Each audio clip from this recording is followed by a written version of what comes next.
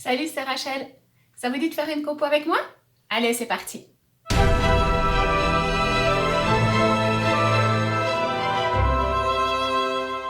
Alors, nous voici enfin dans le cœur de notre série de vidéos, la composition.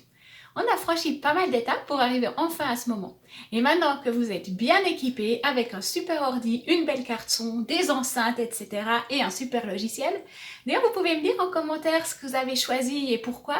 C'est toujours assez intéressant de voir les raisons pour lesquelles on choisit un séquenceur plutôt qu'un autre. Donc, avec tout ce beau matériel, nous voilà prêts à faire de la belle musique et je vais vous expliquer comment créer des pistes instruments, charger vos sons et ensuite, ça sera à vous de faire parler votre créativité.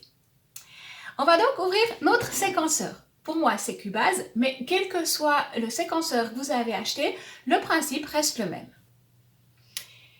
Voilà, donc Cubase est lancé et Kontakt tourne en arrière-plan. Donc pas besoin de lancer spécifiquement Kontakt ou vos autres sampleurs. Ils seront appelés au fur et à mesure des pistes qu'on va ouvrir et des instruments qu'on va charger. Donc premièrement, on va créer des pistes instruments. On peut en créer autant qu'on veut, mais il faut savoir que plus vous chargerez d'instruments, plus ça consommera des ressources sur votre ordinateur, d'où l'intérêt d'avoir un ordi assez puissant quand même. Donc pour créer des pistes, il faut cliquer sur le bouton droit de la souris. Vous voyez ce menu et vous choisissez pistes instruments. Pour commencer, on va en ouvrir 5. On va faire une petite compo avec pas trop d'instruments pour commencer. Dans mes réglages, vous voyez, j'ai Kontakt qui vient par défaut parce que j'utilise tout le temps Kontakt. Mais vous pouvez changer et mettre le séquenceur, le sampler dont vous avez besoin. Donc, voici nos 5 pistes chargées avec Kontakt. Alors là, on part d'un projet vide, mais je vous recommande très fortement assez vite de vous créer un template, un modèle dans lequel vous aurez déjà préchargé les instruments de base, vos différents réglages et même pourquoi pas déjà un prémisse de mixage. Mais ça, on pourra le voir une autre fois si vous avez envie. Il y a Nicolas Chulet qui a fait un excellentissime cours sur comment créer son template. Je vous mets le lien dans la description et je vous le recommande très très vivement. Donc, partons pour cette fois d'un projet vide. Donc, dès que vous avez créé vos pistes instruments, je vous conseille de le sauvegarder. Voilà. Maintenant, on va choisir et charger nos instruments. Donc, pour cette compo, je vais choisir d'abord un string. Alors, pour charger un instrument, vous cliquez ici sur ce petit bouton. Ça va vous ouvrir Kontakt et ici, vous avez la liste de tous les instruments que vous avez achetés. Donc, je vais charger mes premiers violons. Et je touche à rien pour le moment au réglage, si ce n'est les positions de micro que je règle comme ceci. Merci Nicolas. Bon, alors on a le premier violon, on va écouter le son.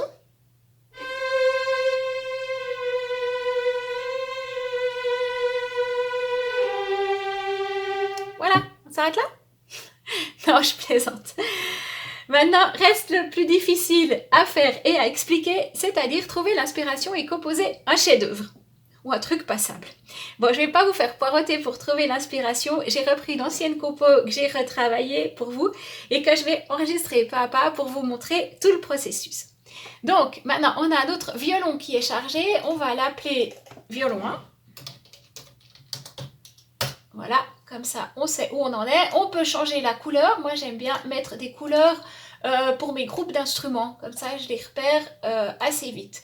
Voilà, joli violet pour le violon 1.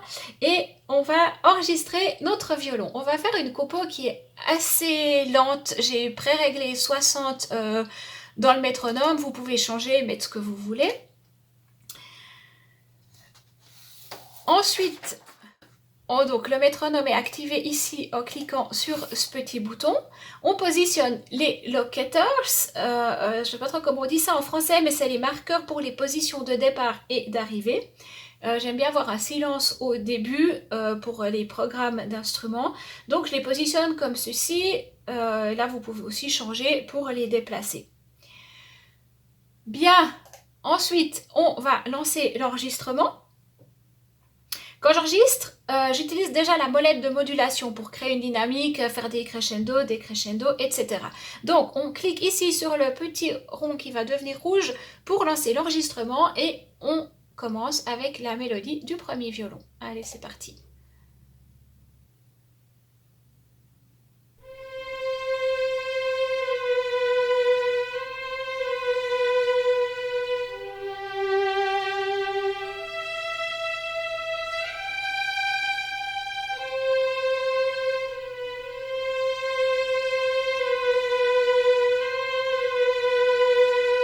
Là, je vous passe toute la mélodie pour aller plus vite, donc je l'ai déjà enregistrée et je vais vous la charger ici. Voilà, ensuite on fait pareil avec les autres instruments. Donc on retourne sur notre piste contact, sur le petit bouton qu'on trouve là ou là, c'est égal, hein, ça revient au même. Pareil, donc je prends Cinematic Studio String, je charge le deuxième violon, je règle mes positions de micro, je ne touche pas la reverb, je ne touche rien d'autre pour le moment. Vous voyez, si vous avez la possibilité d'avoir en legato, vous pouvez mettre en consordino aussi, mais pour le moment, je laisse tout tel quel. Et pareil, donc on enregistre la mélodie du violon 2, l'alto, le violoncelle et la contrebasse. Je vous accélère tout ça et je vous retrouve tout de suite pour les violons et toutes les cordes. Voilà, donc là on a créé des voix aussi pour les violons 2, les altos et les violoncelles. J'ai pas mis de contrebasse pour le moment. Je vous fais écouter ce que ça donne.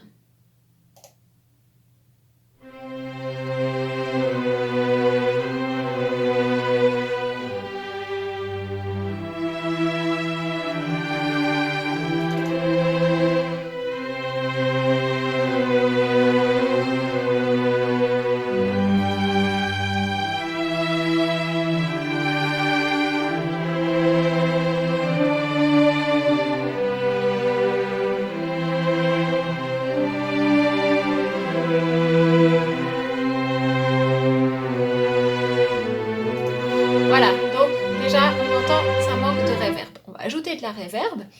Pour ça, vous pouvez faire comme pour ajouter une piste instrument. Vous cliquez sur le bouton droit et vous ajoutez une piste effet. Vous choisissez ici tous vos effets à disposition. Donc moi j'ai Valhalla Room comme reverb que j'aime beaucoup et que j'utilise beaucoup. Mais chaque séquenceur a déjà plusieurs plugins de reverb. Donc là on va utiliser un plugin natif à Cubase qui s'appelle Reverence, qui a une très bonne reverb également. On ajoute la piste et ça nous crée une piste effet comme on a les pistes instruments. Et voilà, par défaut j'ai Medium Concert Hall que j'aime bien, on va laisser tel quel, on va pas la toucher pour le moment. Ensuite, donc pour tout ce qui est effet, vous avez plusieurs possibilités. Vous avez soit gérer vos effets en effet insert, c'est-à-dire qu'ils vont aller vous avez un effet pour chaque piste. Donc vous insérez un effet sur une piste, un autre sur une autre piste, etc. Vous avez aussi la possibilité de gérer ces effets en send. Donc là, vous choisissez un effet et vous envoyez ce même effet sur toutes les pistes concernées. Pour la reverb, c'est mieux de choisir en send car vous allez avoir la même reverb, vous allez envoyer la même reverb sur vos violons, vos altos, vos violoncelles, etc. pour qu'on ait vraiment l'impression que tout est joué dans la même pièce. Donc c'est assez logique d'envoyer la même reverb pour chaque catégorie d'instruments. Donc on a notre piste effet qui est ici, référence. Et là, maintenant, il faut l'envoyer dans nos instruments. Donc, on prend les violons, on clique sur le petit E pour les effets. Et on a ici, donc vous voyez, soit effet en insert, soit effet en send. Donc, vu que j'ai créé ma reverb avant, je peux aller la chercher ici. Vous voyez, elle est là, effet référence. Je la mets, je l'active. Je choisis soit pré ou post-fader. Donc là, on va mettre en post-fader. Et puis, on peut la doser. Donc, au début, mettez-en pas trop.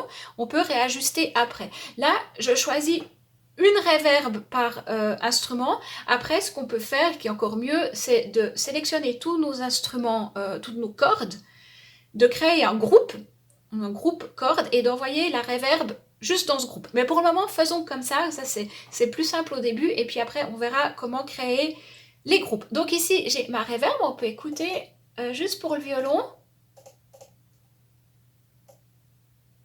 Vous voyez là j'en ai beaucoup. Je diminue, donc je la dose, on va pas en mettre trop au début. On verra par la suite. Ici on pourra régler aussi l'équaliseur tout à l'heure. Donc ça c'est pour la reverb en scène. On va faire pareil pour les autres instruments. Donc soit le petit E comme je vous ai montré, soit vous pouvez aller dans la mix console. Voilà, qui est une console qui est hyper utile pour gérer plein de paramètres comme le volume, les panoramiques, etc. Là, vous voyez déjà tous les instruments que j'avais cachés, mais qu'on rajoutera par la suite. Donc ici, je prends mon deuxième violon et puis j'ai la même chose. Donc les effets en send, je rajoute ma reverb, je la dose, là on voit pas grand chose, donc on peut, si jamais, l'agrandir ici et puis rajouter un petit peu. Voilà, donc là on fait ensuite pareil pour tous les instruments et on réécoute.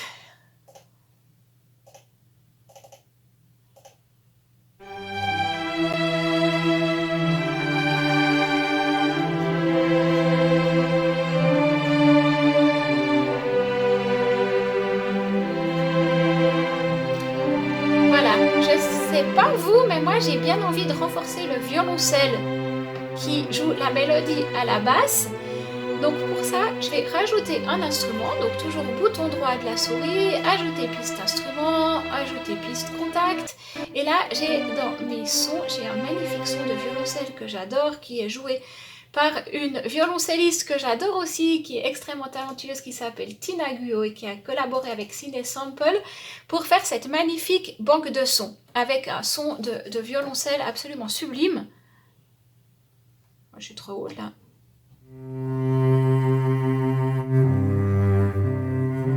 Qui a un fort legato, donc on va pas juste faire un simple copier-coller de ma piste violoncelle sur le violoncelle de Tina, on va carrément tout réenregistrer. Là, pareil, je note aussi, c'est bien d'être assez discipliné quand on compose, de renommer nos pistes instruments, de mettre des couleurs, ça permet après de gérer tout ça plus facilement, parce que quand vous en avez plein, après, ça devient vite compliqué. Donc, on va réenregistrer la mélodie avec le violoncelle. Donc, pareil, on a notre tempo à 60, on va activer le métronome, on se place au bon endroit et c'est parti.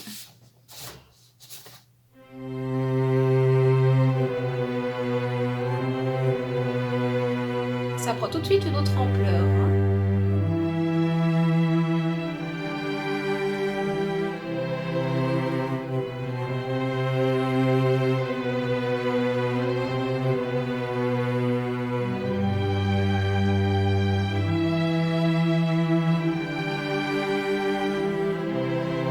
Voilà, là, on passe un peu, je vais tout réenregistrer, je vous fais écouter ensuite ce que ça donne.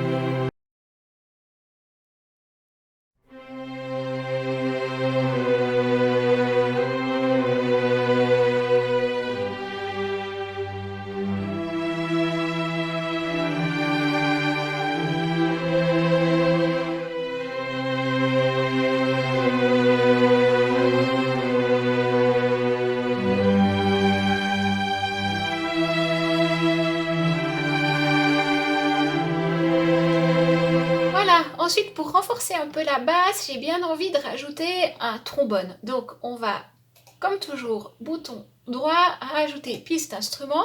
Et là, je choisis non pas Contact, mais BBC Symphony Orchestra. Je vous en ai déjà parlé. C'est une super banque de sons. Moi, j'ai la version gratuite, mais vous pouvez upgrader à une version payante qui est encore mieux. Mais pour moi, ça me suffit. Donc, je prends les trombones ténors. J'y mets un petit peu de reverb. Là, je vais jouer après avec la molette. On va écouter juste le son. C'est pas mal. Alors, il est là. Comme je vous disais, on le renomme. Voilà, et pareil, hein, comme avant, on active le métronome, il est déjà, on se positionne au bon endroit et on enregistre.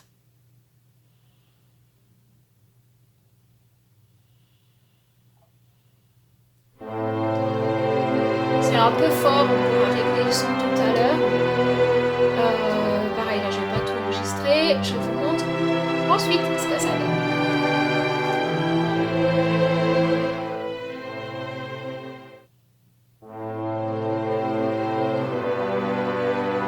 Vous avez toujours la possibilité dans la mix console de régler les volumes. Là c'est un peu fort, on va le baisser. On va y ajouter aussi un petit peu de reverb. Je touche pas du tout à l'équaliseur pour le moment, ça on fera plus tard. On peut gérer aussi les panoramiques. Je vais mettre un petit peu à droite, même si dans BBC Symphony Orchestra c'est déjà panoramisé. Donc on écoutera après, une fois qu'on aura tout fini, ce que ça donne. J'en ai profité aussi pour ajouter des cuivres aigus à la fin, une petite contre-mélodie. Voilà, des cuivres de palette.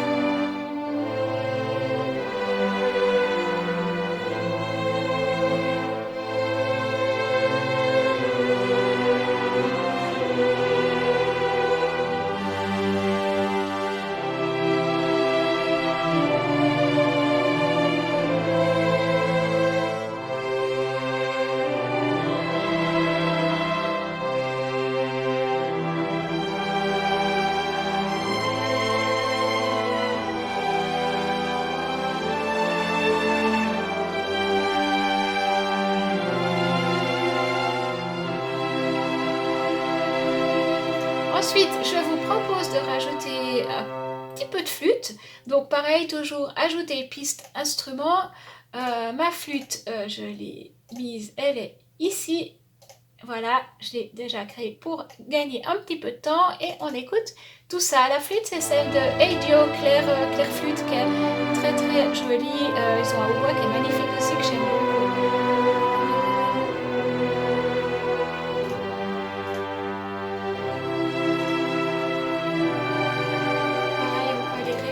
Aussi y ajouter un peu de reverb. Augmenter un peu le volume. J'ai déjà fait un pré-mixage. Voilà, là j'ai pas encore mis l'expression. Donc modulation et expression, ça on peut faire avec la molette. On réenregistrera cette voix avec la molette.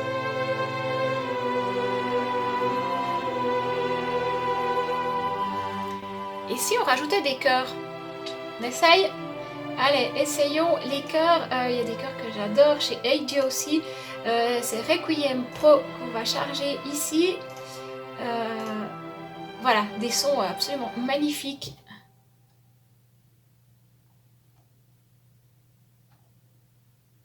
J'aime beaucoup, beaucoup. Là, j'ai créé une petite mélodie aussi avec les chœurs. Écoutons.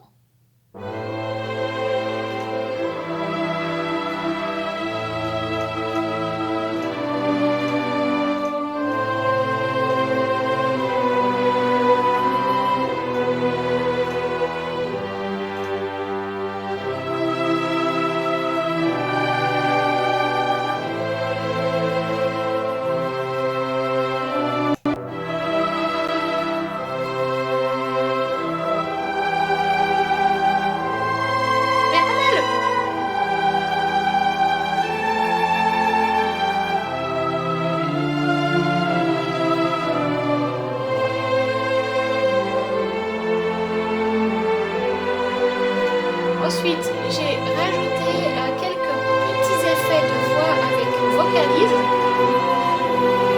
qui est une banque de sons assez sympa de chez Aviocity.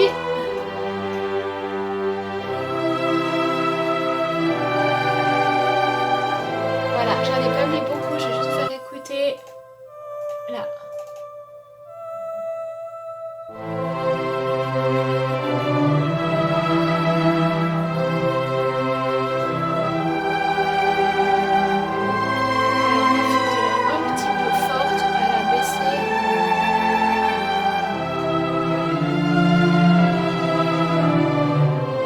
Voilà, donc un morceau assez classique.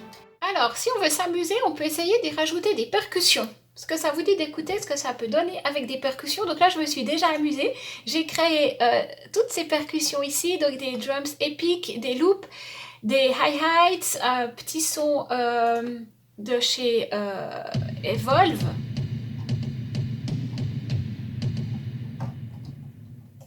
qui est assez sympa, et puis des cymbales. On écoute.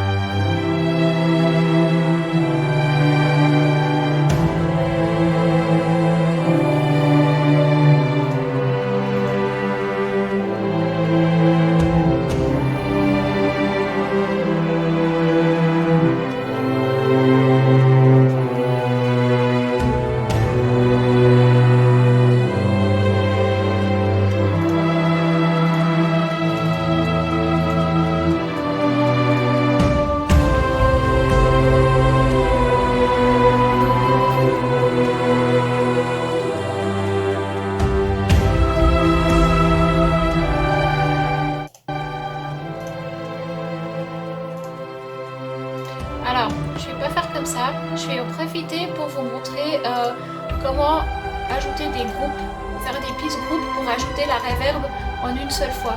Donc, je sélectionne mes pistes percussion et je fais ajouter une piste voix de groupe aux voix sélectionnées. Donc, ça me crée ma piste que je vais appeler perc. Et j'ai ici ma voix de percussion qui reprend toutes les percussions. Et ça, c'est vraiment pas mal pour appliquer un traitement à un groupe d'instruments. Donc, je vais ajouter la reverb en une fois ici dans mon groupe percussion qui va reprendre toutes mes percussions qui ont été routées dans ce groupe-là. Wow, il y en a trop. Ah, ce que j'ai, il faut savoir la doser, la reverb, hein, c'est pas toujours facile. Ensuite, on peut aussi gérer l'équalisation de tout le groupe percussion ici. On peut y ajouter un peu de compression.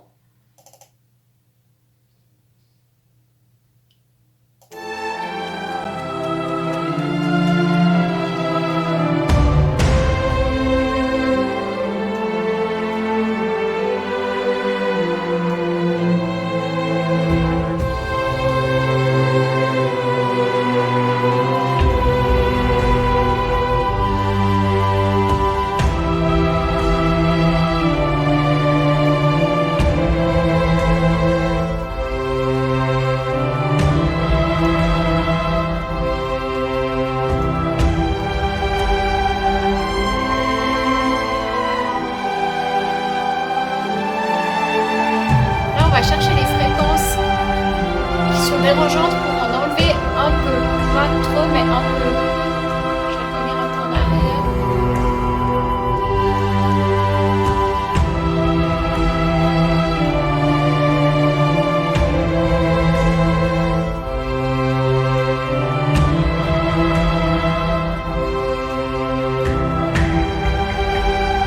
Ça c'est un traitement qui est pas facile à faire, hein. C'est vraiment une question d'habitude. Je vous avoue que c'est pas plus que ça ma tasse de thé.